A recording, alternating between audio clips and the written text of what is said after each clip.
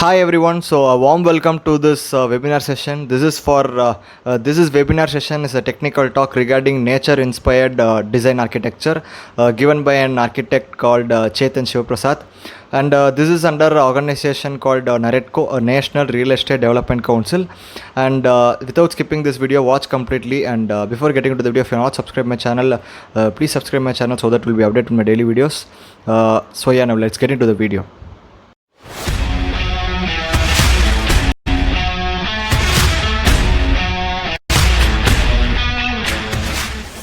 Welcome our chief guest, Mr. Lakshminarayana, to the board, who is the retired IAS officer.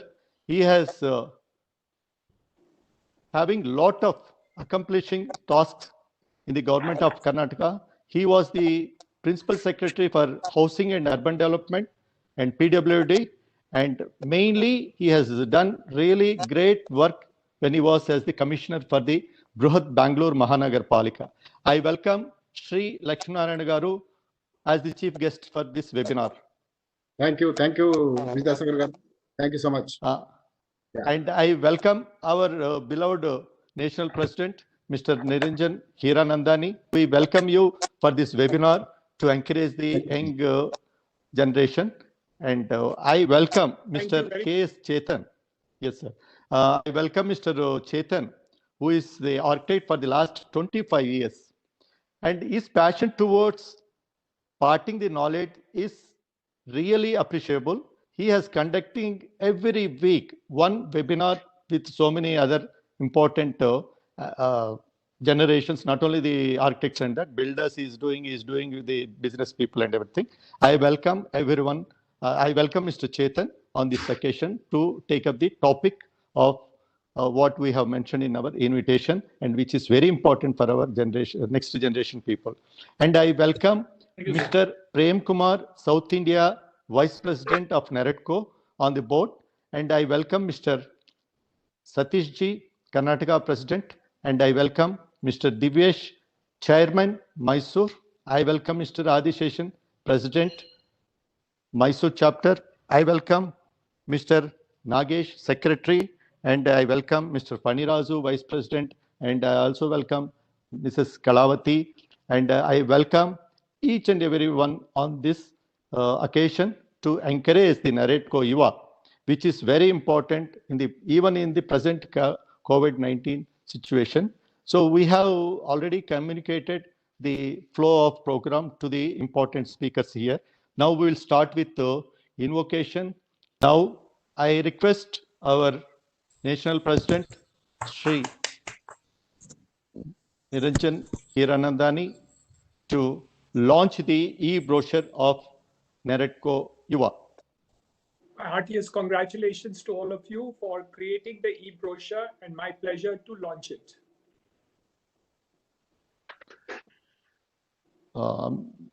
Tejas, you can take it forward with the vision on that. Okay, sure, sir. Thank you. Vision.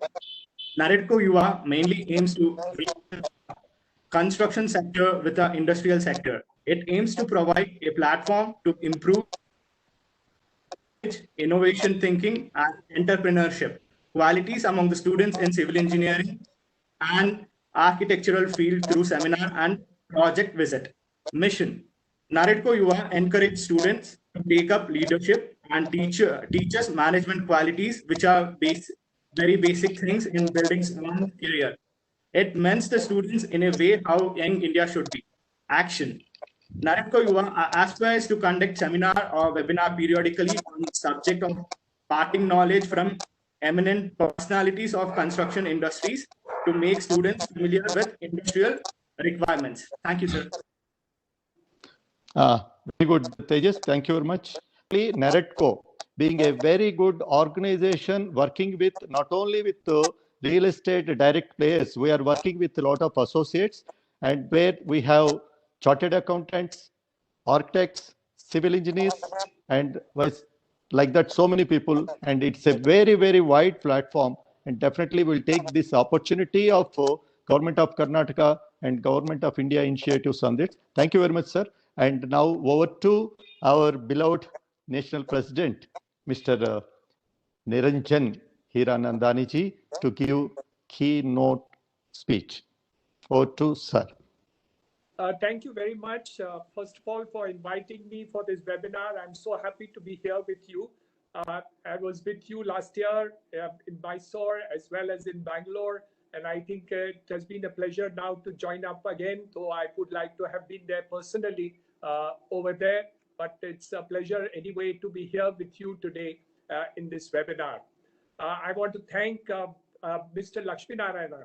He has really spoken wonderfully about the issues of the subject and given us a complete insight as to what is the status both at the central level and at the state level. So, sir, I'm extremely grateful to you for this platform discussion that you have initiated. I think it will be extremely useful to each and every one of us over here. Thank you, Divesh. Thank you, Adiseshanan. Thank you, Tejas. Thank you, Vidyasagar. Thank you, Rajesh Goel. Thank you, all the people who are here today, this afternoon. And also, my special thanks for the wonderful students who are here, the Yuva who are here in this sector, the students who are here in this sector. And I think it's a wonderful thing that we can all associate with it. One thing is definitely there, that the real estate sector in the last 2 years was suffering due to a downturn. This COVID situation has compounded the offense, and Mr. Lakshminarayan has correctly given all the aspects of this downturn, even to the extent of detail of saying how much percentage of downfall that has been taking place in each of the sectors. How do we actually handle this downturn as far as NAREDCO is concerned, as far as individual developers are concerned, and as far as the students and young people who are there, whether they are studying to come into the line or are part of the real estate sector in the thing, it is extremely important. I think as far as the developers are concerned, I think we really need to represent to the government, both at the state and center level. And I can see that a lot of initiatives which we at NAREDCO at the national level, both in the Prime Minister's office, both with the Finance Minister, with the housing sector, have made initiatives both in the sector of overall help that has been given. And Mr. Lakshminarayan correctly mentioned about the Swami Fund, which has been given for the locked up projects. However, you must be aware by now that we have again represented to the Finance Minister for various other things that we really need in order to get back the real estate sector back on the track. It's been derailed. We need to now get back on the track, and various representations have been made to the central government, both in various sections of the income tax and the other sector. Mr. Lakshminarayan covered a huge amount of factors. I will only add two matters more which have been talked about. One is the fact that we are now looking at rental housing also as an equal measure in the case of housing, and that initiative is also being taken up. The Finance Minister has promised us that various provisions of the Income Tax Act and other help will also be given. So I think that looks like a very positive measures. For my young students, I must tell you that what we have talked about in the downturn is also an opportunity. As we have seen from the awardee that we got today, Akshara, a lot of work has been done by him even during the downturn. So never lose this opportunity to do some work during downturn, whether it is in research, whether it is in studies, whether it is in doing additional courses. For instance, today, a large number of engineering students now look to Coursera in order to learn various courses in this difficult time when we have time to spare and we are at our residence. Number two, what you have done today, and my congratulations to the Yuva segment, because of which you are having this seminar together. You must have more such seminars and more such speakers to bring about the thing. And I wish to congratulate architect Chetan Shivaprasad for making this presentation to us today, because it will be extremely useful to the developers and also for the students who are there and the young people who have to keep on learning. So my next thought is more lectures of this kind, more studies in this segment, and be able to take opportunity to do it. Today, the internet is a very useful tool, and a large number of obvious possibilities is there for us to actually use lucratively this time in order to make the difference.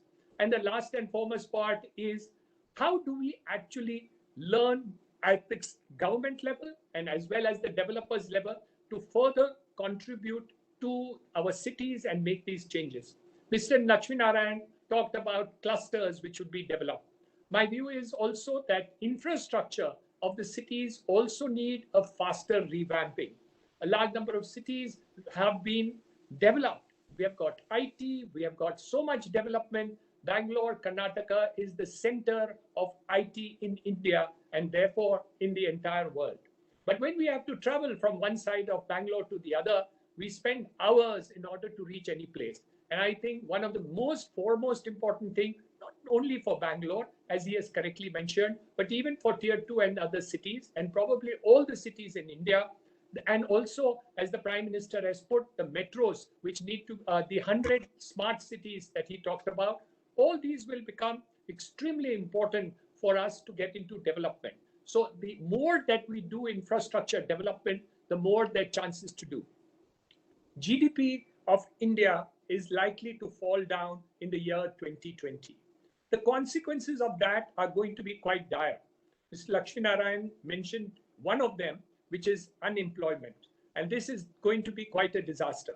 The housing industry and its development can definitely compensate this sector, and we really need to do it. But the second one is also equally important, and I did mention it on my last visit to Karnataka, and that was that we need to actually look back and see if we can attract industry back to Karnataka and also to India.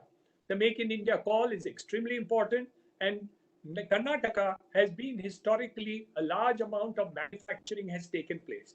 If we can further initiate manufacturing to come in, the consequence of it will also be demand for housing and other development which will take place. So we need to take up a lot of these courses that we need to do. There is an advantage of the situation that we are. Normally, such conferences would require that each one of us would have to come down to Bangalore or to Mysore or to any other location and be able to do this discussion and all. Today, we are sitting in the comforts of our own homes and we are able to hold these conferences. This is an opportunity that you have utilized, and I must congratulate each and every one of you, both in NAREDCO organization and to the Yuva, for the wonderful work that we have. So how can we use this time for the purposes of saying, yes, there is a problem. Yes, there is a serious health problem and issues that we have to face. And obviously that is priority number one.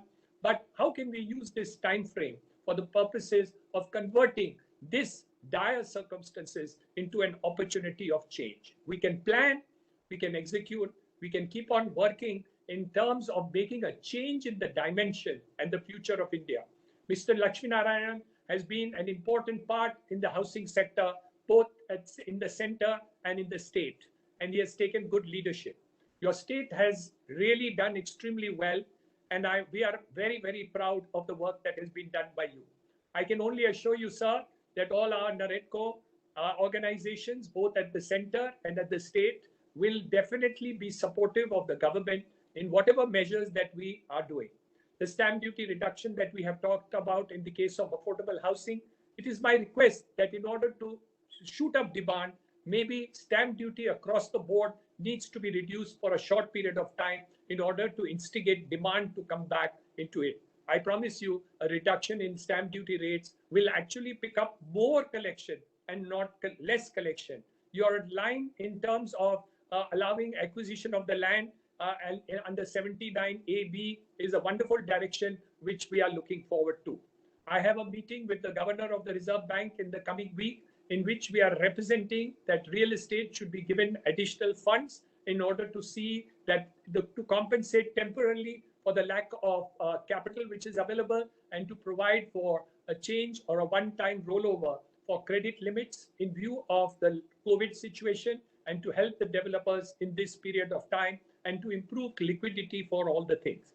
But your blessings and good wishes of the government are required in order to pull the industry out so that we, as the second largest employer in India, will be able to get back on the track. And I'm certain that we, as you must be aware, more than anybody else, all the countries in the world which have had double-digit growth in GDP have always anchored on housing and infrastructure in order to propel the countries to double-digit growth.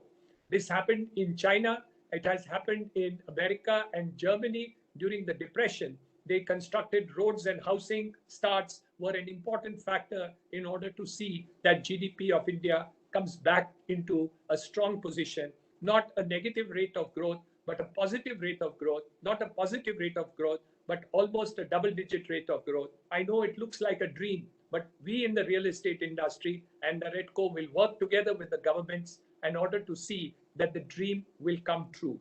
Thank you very much, all of you, for inviting me here today.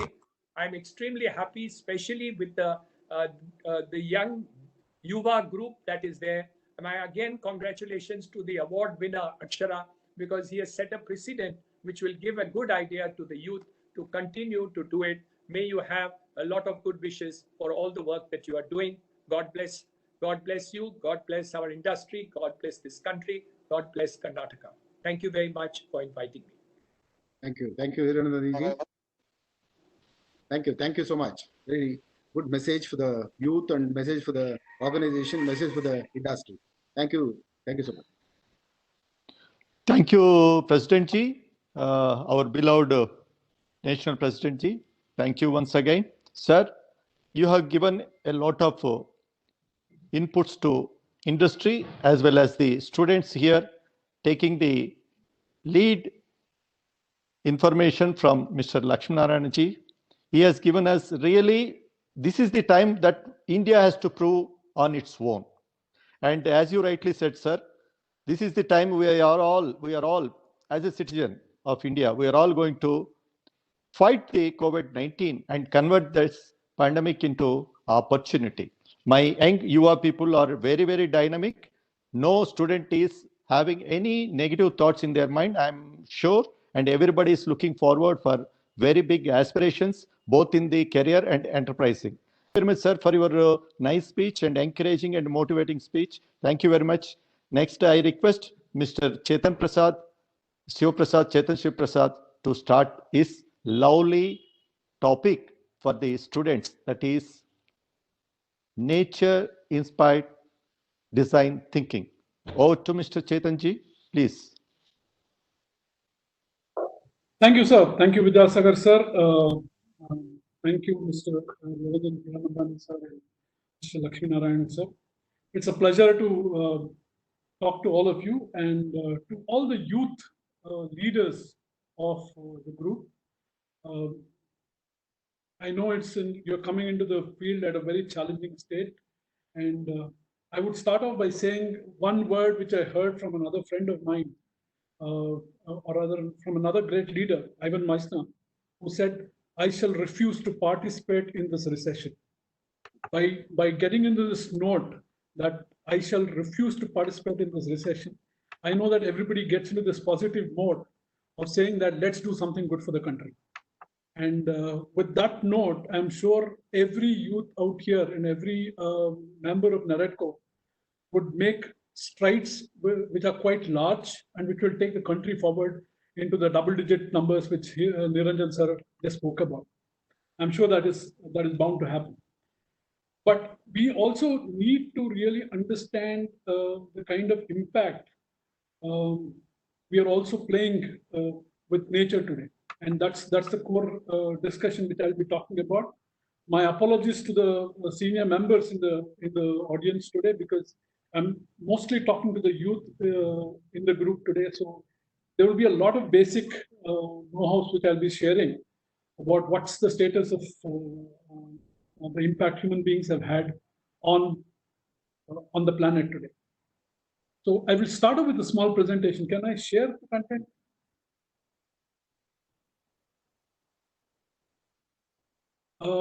Can I request the post? Yeah, I've got the share.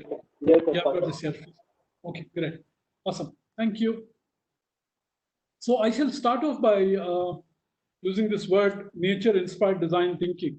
And I shall use this opportunity to introduce this concept across all. Nature-inspired design. Yeah. Okay. So one of my first slides talks about the impact of human beings on Earth.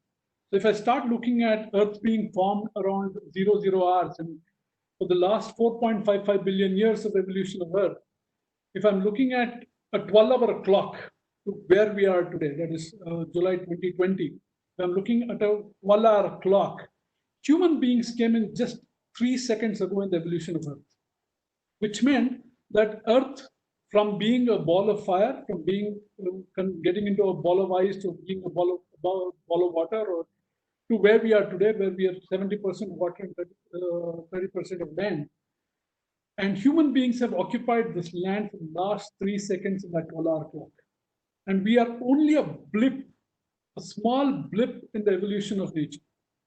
So for the next, we might be here for the next 3 seconds of Earth's evolution before we get extinct. But just imagine how nature has evolved continuously to solve various challenges which it has been thrown out to. I remember my school days where we were talking about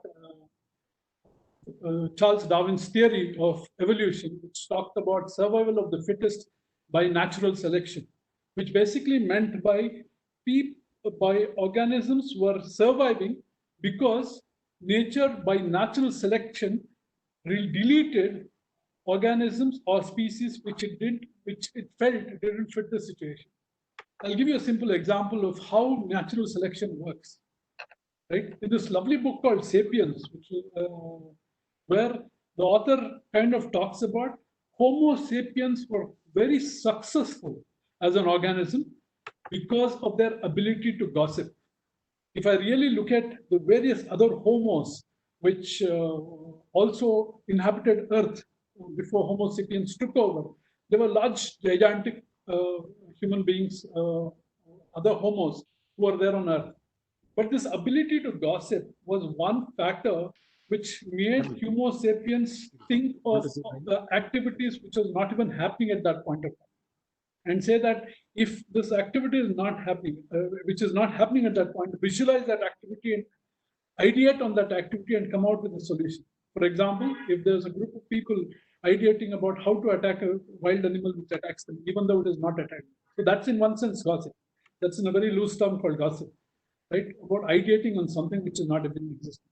So, but this ability is what literally pushed Homo sapiens to the level where we are today as one of the most important organisms on Earth, right? I'll give you another example where Charles Darwin talks about natural selection, where if there are insects which are green in color and brown in color, and they inhabited on a green leaf, mostly all the brown insects gets eaten away by the predators, and the green insects are not eaten away because they camouflage with the leaf.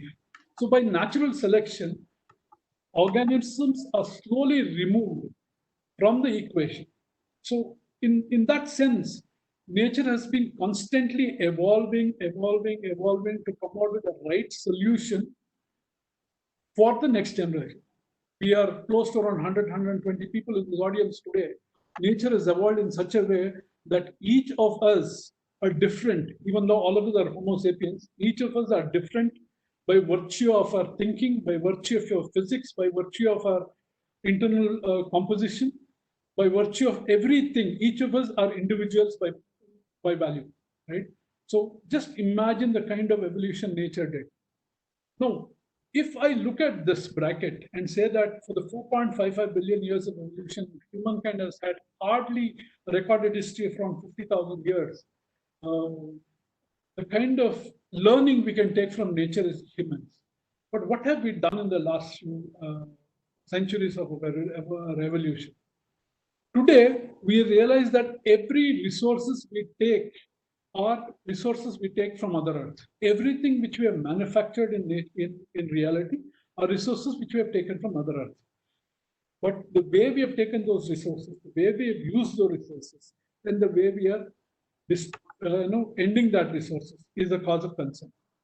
William McDowell and Michael Bronaugh came out with this beautiful terms called cradle to grave and cradle to cradle, where they talked about how human beings have really looked at a cradle to grave model of extracting things, resources from Mother Earth, using those things, and then putting them into the landfill. Today, two of the biggest man-made things seen in space is one is the Great Wall of China, and the second one is the landfill of New York. The landfill of New York is close to around 4,000 acres of land and close to around 150 meters in height. That's a huge cause of concern. Bangalore, again, as I know, generates close to around 7,000 tons of waste on a daily basis that gets into the landfill. Say, for example, I'll give you a simple example of what kind of consumption we do. All of us have got laptops. Each laptop approximately weighs around 3 to 4 kg. But the amount of resources we take out from Mother Earth to manufacture this laptop is close to around 12,000 kgs of resources. And what happens when we send this laptop into a landfill after its usage is close to around 11,997 kgs, which we send into a landfill at the end of its usage. That's really a cause of concern. This is something which we don't really look at in terms of design. We'll talk for 1 hour. So as I was talking about, human beings talk about this very linear system of extraction, production, consumption. Chetan, Yes, sir. one second. Yes, sir. Our chief guest, Mr. Lakshminarayan sir, is having some other meeting. He Okay. would like to exit now.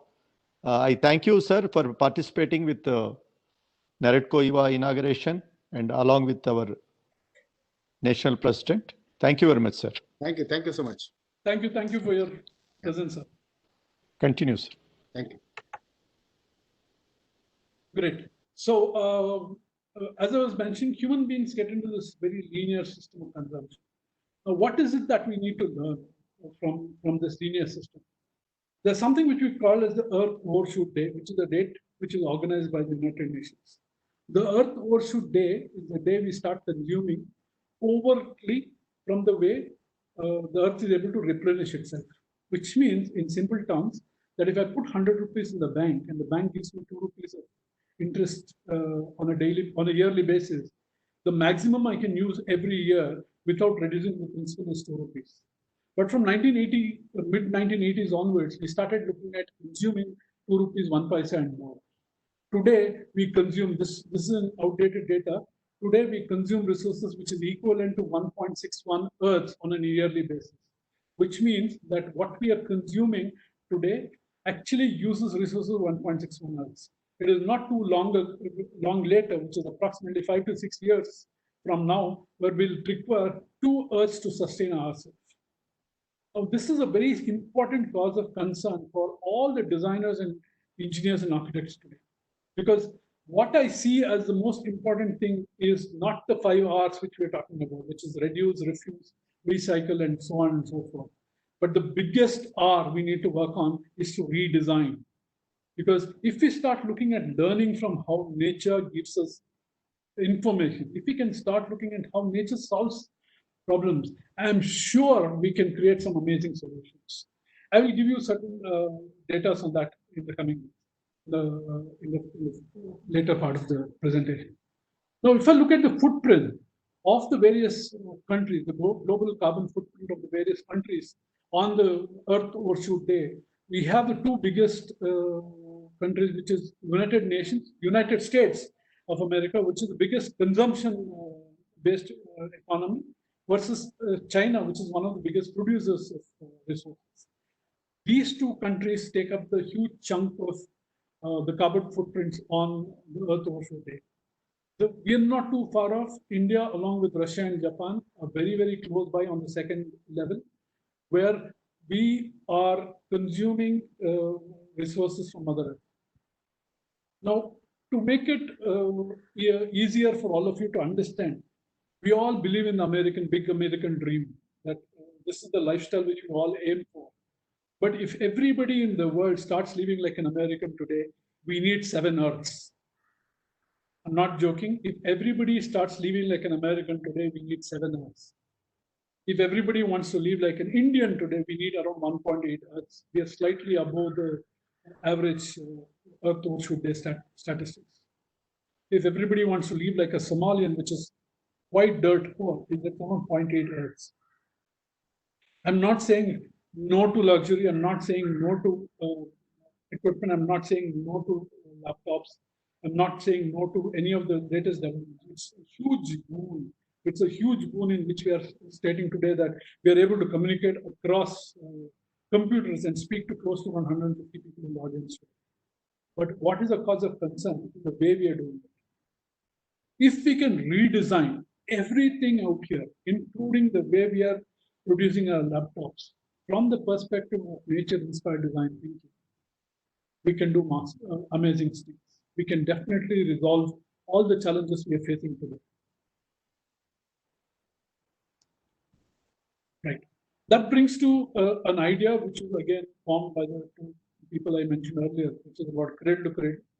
Nature follows this beautiful system called a cradle to cradle, which means that whatever is born gets used and in the process after its death becomes a part of a food cycle for another process, which means that it becomes the birth of another process. So it's a beautiful word which is called cradle to cradle. So if I'm really looking at these two cycles of the biological cycle and technical cycle, we'll have to read this book which they came out with called Cradle to Cradle. It's an eye opener for all of us to really understand how design can be approached. So nature looks at this concept of cradle to cradle. One simple example is the way we look at food itself. It's a simple cycle, and I'm bringing you the most simplest closed cycle, which is about food being grown, we eat it, we compost the waste, becomes fertilizer and becomes part of the cycle again. Including the leaves of a tree, whatever dies from the tree gets eaten away by smaller insects, get eaten away by microbes, become nitrogen fixers, and the tree grows back. And that's a closed loop. Today, fortunately, we're seeing this as in economies where we are talking about closed economies. We're looking at this in industries where we are creating closed loop production. This causes us from the construction industry to really look at how can we create a closed loop system for the way we look at design. Right? It could be in the way we are designing spaces. It could be the materials of design. It could be the way we look at lighting and ventilation. It could be the way we look at even interiors. So it's very critical that we start looking at this cyclical loop called cradle to cradle for us to design sustainable build structures. Now, one simple thing, I won't go too much into this, but if I have to really look at how does nature do this, are there any rules for nature to do it? That nature follows the cyclical system of cradle to cradle. I will share with you 7 rules which nature follows to see that it achieves this cradle to cradle concept. Nature relies on one main source of energy, which is solar energy. Nature matches form and function. There's nothing in nature where form is purely for an aesthetic purpose, until and unless it is a reaction to a function, which could even be procreation. Okay, it needs that form to match to that function. Nature bets on diversity. The very fact which I talked about, that 150 people are here in this audience, and each one of us are different by virtue of our thinking, by virtue of our growth. Nature bets on that diversity. Nature limits its own local expertise, which means that it works on its own local ecosystems and does not literally depend on something which is beyond its local ecosystems, right? Say, for example, if I'm really looking at the way the tree, I forgot the actual name of the book, but it's a book relating to the hidden story of trees, if I'm right. The hidden story of trees, which talks about how trees uses a small ecosystem of the forest to support each other and build on its own sustainability. I also would like to mention that today we are in a state where we find Swiss cheese much cheaper than our Mysore or the Mandya butter.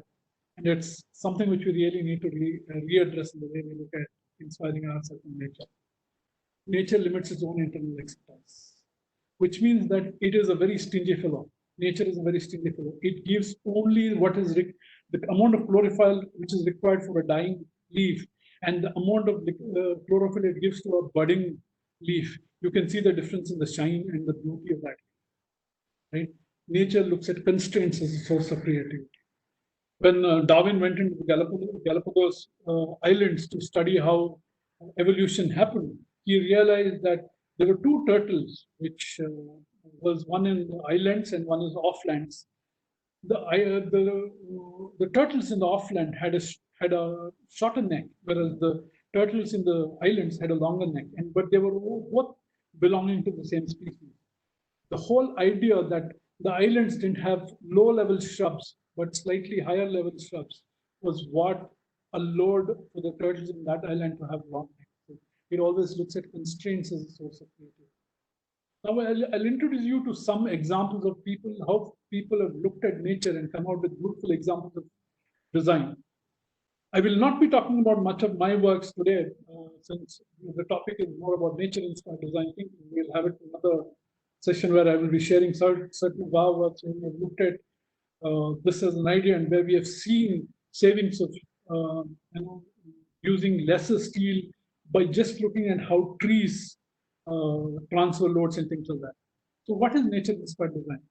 One of the beautiful examples I can bring to you is the shape of the bullet train in Japan. When I was there a few years ago, I realized that the total cumulative delay of all bullet trains across the country, across Japan, cumulative of all the trains in Japan is a mere 6 seconds across the year. How did they achieve certain things like this? The earlier bullet train had a stub nose. It didn't have a longish nose. It had a stub-based nose. When the bullet train was getting into a tunnel, it was getting into a higher density of air. So when it went and banged itself into this wall of air, it created something called a sonic boom and also reduced its speed tremendously. So when engineers were working on the redesign of the bullet train and addressed this problem, they started looking at how the Kingfisher beaks works. The Kingfisher beak is a very pointed beak and a longish beak. And when it dives into the water, when it puts its beak into the water surface doesn't get disturbed. The beak seamlessly moves into the water and picks up its fish and comes out. That's why it's known to be such a beautiful fisher. Right? They looked at converting this idea of the kingfisher's beak onto the beak of or the nose of the bullet train. And today we have bullet trains which run at speeds of 600 kilometers per hour without any disturbance of traveling through tunnels. Amazing learning from bullet train here. Another great insect for us to get inspired from is the lizard. We see lizards walking on all surfaces. We see lizards walking on walls, on ceilings, on glass, on stone, on various surfaces. How does it do it? Why does it not fall off? It is because of the small nanotubes, which, because of its vacuum, it kind of holds onto the surfaces of the walls and glass or whatever. And because at the much deeper nano level, it has small hairline structures which allow it to peel it off at a much faster level. So it is able to get stuck onto a surface and also peel it off and come out. From there, we got the Gito tape, which is now used as a major binding element in the aeronautic industry. Some more examples of looking at how sharks swim much faster. So this is the precedence where at the skin level, this is the shape of its skin at the nano level. That was being converted to the way swimwear were designed and was first used by Michael Phillips in Australian Olympic Games, where he won close to 9 gold medals. And today it's the norm in all the swimming competitions. The boxfish inspired the concept car by Mercedes-Benz, where it started looking at the minimal structural steel or the structural members and give it the most stable geometry for a car. The lotus effect, where you have the lotus sitting in a slushy water, is able to clean itself because of small bumps on the surface of the lotus leaf, which allows water to roll off and not stagnate. And when it rolls off, it cleans the leaf and makes it beautiful. The same concept is used in paints today, where we have clean rooms where it does not allow bacteria to sit down and occupy place. We also have seen the paints being used by commercial manufacturers, which is used for the exterior of buildings, where we have buildings which clean themselves. Another major thing which changed the way we look at display systems is the way nature reflected light. We all believe that the apple is red in color, but in reality, apple collects all the colors and absorbs itself. and only reflects red. And using this concept, we changed from a cathode ray tube of display systems to the LED projection systems, which kind of reflect the right kind of light for us to observe that light. So today we have screens of computers which is hardly 0.5 or 0.3 centimeters thick. Whereas if you really look at the computers on the television sets lately few decades ago, you had cathode ray tubes which was almost 1.5 feet thick. Whales, which are the biggest mammals, swim seamlessly because of the rigidness of their fins that is used in creating better dynamics for windmills.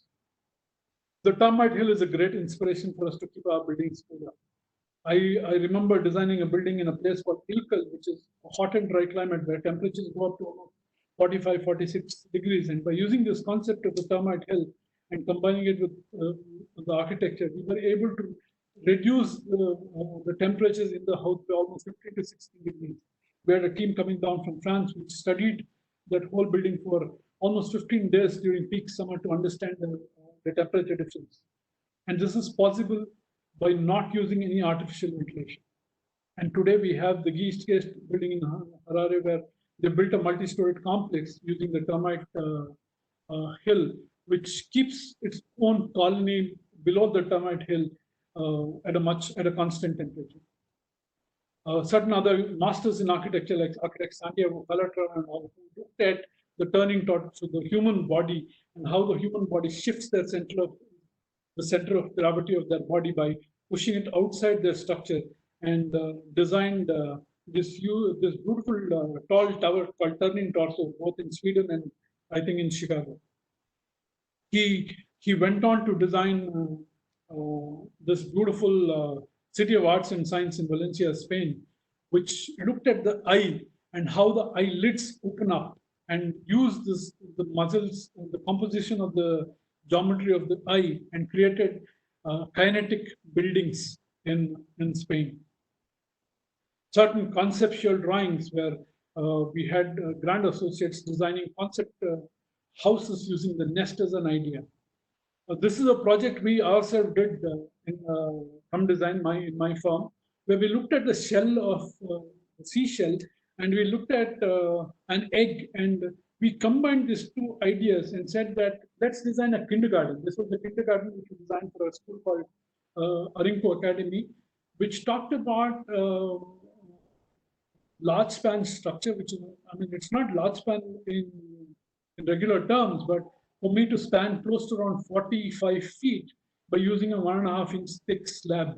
And how can I really look at symbolizing the opening up of an egg, where the newborn hatches out and comes into another world. And a kindergarten exactly is doing the same thing. So we use this concept of the hatching of the egg and combined it with the geometry of a shell, of a seashell, and designed the kindergarten at the Arinco Academy. And this was using only 1.5 inches thick ferrocement structures. So some examples of how, I will not go into this. This is a topic which I take for almost 15 to 20 minutes. Since lack of time, I will not get into this at this point of time. Some more inspirations for young leaders who are leaders of our country today, of how to look at nature and geometry. Helixes in nature looks at growth, right? Either as the climbers or the DNA structure or the bark of a growing tree. Web patterns, one of the most best tensile structures in nature. We know spiders which can spit webs across by 25 meters, which can spit webs across a rivulet, and the tensility of that web is so strong that it can catch a flying bird even with its complete speed and make a meal out of it. So today we have scientists working on redesigning rebars, looking at how the web structures work and how they can redesign rebars and almost design at 300 grams to 400 grams of steel per square feet. How nature looks at flows using the conic sections, the circles, the ellipses, the parabolas, and the hyperbolas to talk about flow, to talk about flight. It talks about geometries of flowing of rivulets and things like that. Again, dispersing of load using waves, dispersing of information, dispersing of forces by waves is what is being used in nature continuously. And we have used it to the way we are able to communicate across today using internet or whatever such mediums. Another favorite object of mine, which is the honeycomb, perfect hexagons, which is equal to the size of an adult honeybee.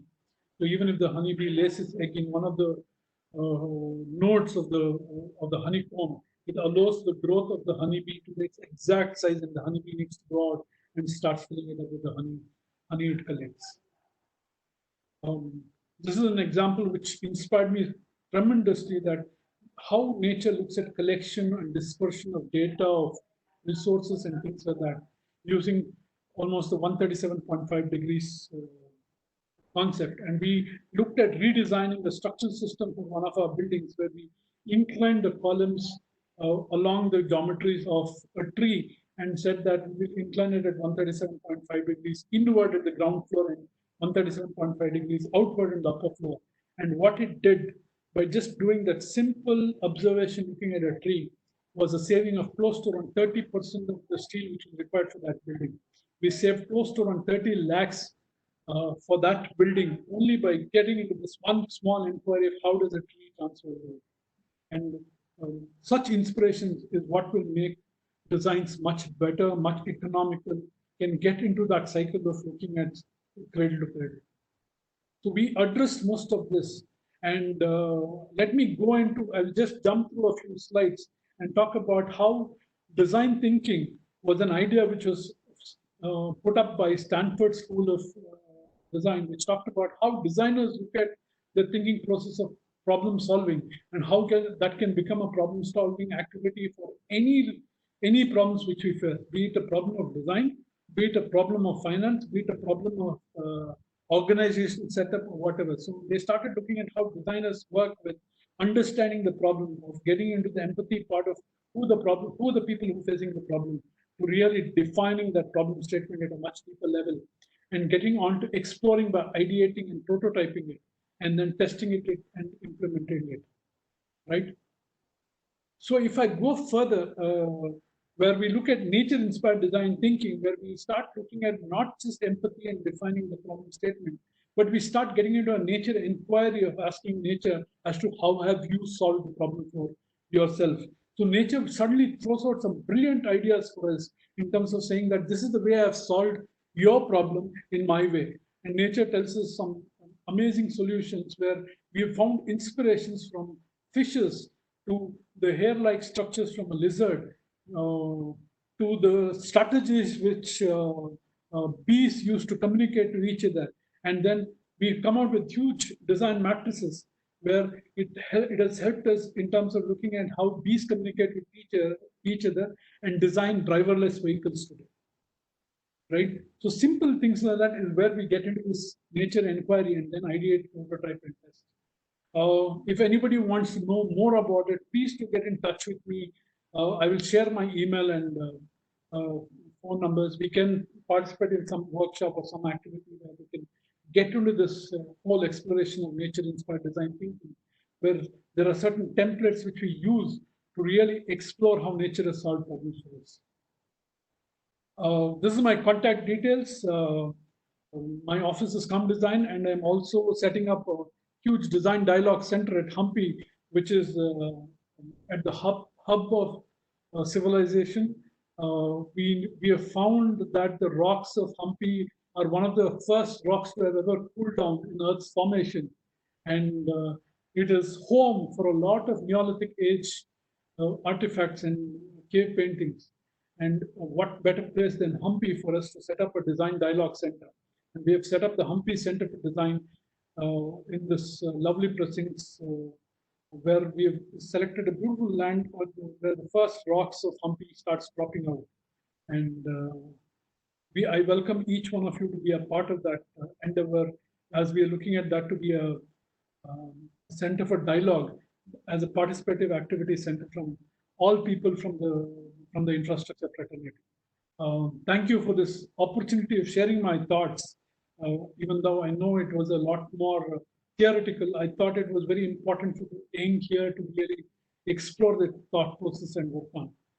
Thank you again, and over to the host for continuing the meeting.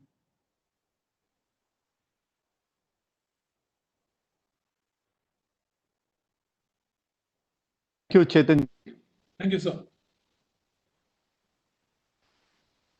It's a wonderful webinar by you, bringing the nature close to the human beings. Human beings must go along with the nature to survive, to success, to service. When we want to service, yes, we have to survive. How we will survive, we have already defined. We have to go with the nature, then only we can survive. And thank you for giving wonderful, wonderful data of 3 seconds usage of the human beings for the entire the earth life. Thank you very much. And I request now Chandana to give vote of thanks for this webinar. I also thank all the NAREDCO dignitaries, Shri Prem Kumar, Vice President, NAREDCO South India, Shri Satish Kumar M, President, NAREDCO Karnataka, Shri Divesh N, Chairman, NAREDCO Mysuru, Shri Adisheshan Gowda T, President, NAREDCO Mysuru, Shri Nagesh ML, Honorable Secretary, NAREDCO Mysuru, Shri Manoj Lodha, IPP, NAREDCO Karnataka, Shri Deepak Lulla, Mentor, NAREDCO Yuva, and I also extend my thanks to all NAREDCO Yuva members, Shri Tejas S, President, NAREDCO Yuva, Shri Jayant, Vice President, NAREDCO Yuva, Kumari Vanilla P, Joint Secretary, NAREDCO Yuva, Kumari Ananya, Treasurer, NAREDCO Yuva. Last but not the least, I also thank all the NAREDCO Yuva advisories, Shri Prem Sagar, Shri Vinu, Kumari Kalavati. I would like to thank all the participants for sparing their valuable time to join us for the webinar. I thank you, everyone. It's a very nice evening to one and all. I thank my special thanks to Mr. Rajesh Goyal, who was also on the panel.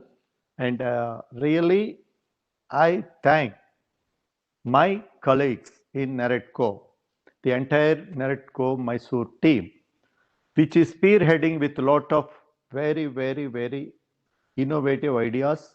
And it is the teamwork we could able to conduct this wonderful webinar today. And there is already a lot of requests are coming forward for taking up this type of webinars going forward. And now I request the host to verify if there are any questions so that Mr. Chetan will answer to that.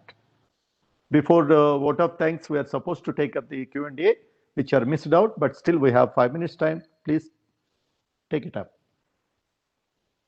Host, do you have any questions posted, sir? No, sir, no questions. No, sir, no questions. Fine, thank you. That's what we just want to know. It's really a wonderful webinar.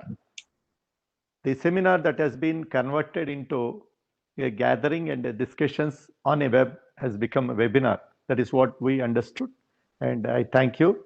Once again, particularly my NAREDCO Mysore team, along with the Karnataka President, Mr. Satish, who is really a good organizer and a friendly person who used to interact with me on various important things. I thank him along with my team. And very important thing here, once again, I'm also using the words, even though Chandana has given, it is my responsibility and duty to thank my fellow members of NAREDCO along with Yuva. Yuva is just born. Today is the inauguration, and with this, we are taking it forward. And already it has been given a request from Chetan sir that NAREDCO Yuva has to be taken forward in almost every city of Karnataka, wherein these seminars will be conducted, webinars will be conducted, so that we are going to have the presence of NAREDCO in every city of Karnataka and even in the semi-urban areas. Thank you, sir, Mr. Chetan, for giving your offer to us and your extending hand to conduct various webinars. Thank you very much. Thank you, And due to- Vidyasagar sir, for that opportunity. I think Vidyasagar sir has always been a great friend to me and a mentor. And with his leadership and with his guidance, I'm sure Yuva Mysore will grow to unprecedented heights. And wishing the youth all the very best. I think it is the need of the hour for us to really work on ideating and interacting, because now since this colleges are all off and we still are working on the webinar platform. So sir was talking about creating a lot more sessions. So definitely my support for any of these sessions. I will open it up. Would like to join up with you. Thank you, sir. Sir, great. Okay, host, this is a concluded session, webinar. And thank you, Mr. Abhijit ji. Thank you, Mr. Bhatia ji. Thank you, Mr. Rajesh Goyal of NAREDCO head office from Delhi and Mumbai for hosting this very, very beautiful webinar. Thank you, sir. Thank you very much.